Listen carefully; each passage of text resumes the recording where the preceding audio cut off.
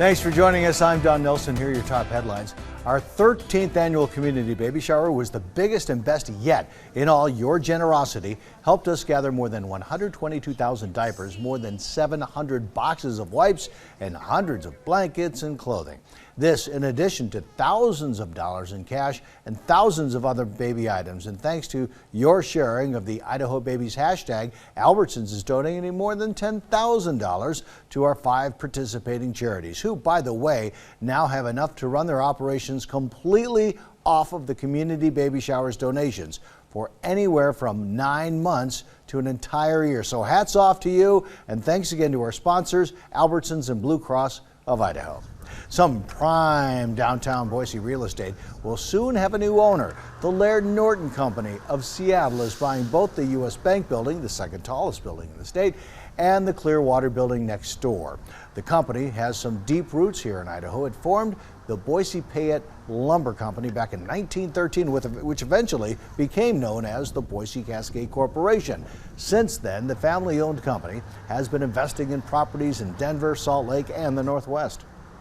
For the Laird Norton family and their board coming here and making this investment was it was an exciting kind of homecoming for them.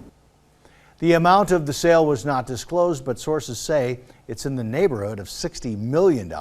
Laird Norton purchased the 2 buildings from the Gardner Company, who will still be the property manager. The deal is expected to be finalized next week. St. Alphonsus says it'll be demolishing its former hospital on 12th Avenue in Nampa and putting the 19-acre property up for sale. Hospital officials say they've spent the last 2 years working with the state of Idaho and the city of Nampa to find the best use for the building, but nothing came of it. So, deciding it wouldn't be worth the investment to remodel the building for another use, they decided to tear it down. No word yet, though, on when that will happen. Now, Chief Meteorologist Scott Dorval with the On Your Side forecast. Our wind advisory in effect until 8 o'clock this evening. After that, the wind will start to settle down. We had a couple of light sprinkles and showers push on through, brief ones, but more blue sky is holding out across the valley with those puffy cumulus clouds. But it is chilly. It was chilly this morning. Only 64 was the best we could do in Boise today. 68 in Ontario. Did touch 50 in McCall, but Stanley had snow briefly today. Between 1:30 and 3, it coated the ground as the temperature dropped to 33 degrees.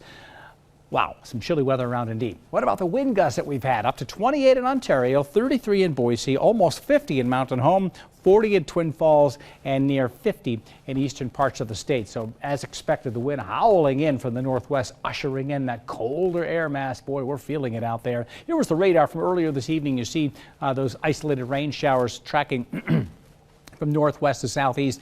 Anything out there, even the puffy clouds, will tend to dissipate as the sun goes down. Wind advisory till 8 o'clock. Until 9 o'clock, a high wind warning for the eastern part of the state, north of I-84 primarily. Everything rotating around this big low pressure system. There's a low pressure here going to the north, and then there's one right here. See this moisture right here? This is actually going to track its way down, and it's going to head towards Idaho. And tomorrow, we could actually get a shower in the Treasure Valley. It's not out of the question to get a brief shower with this partly cloudy sky. So another cool day tomorrow, but a nice looking weekend. 77 to 81, a warming trend in store. More updates coming right here later tonight.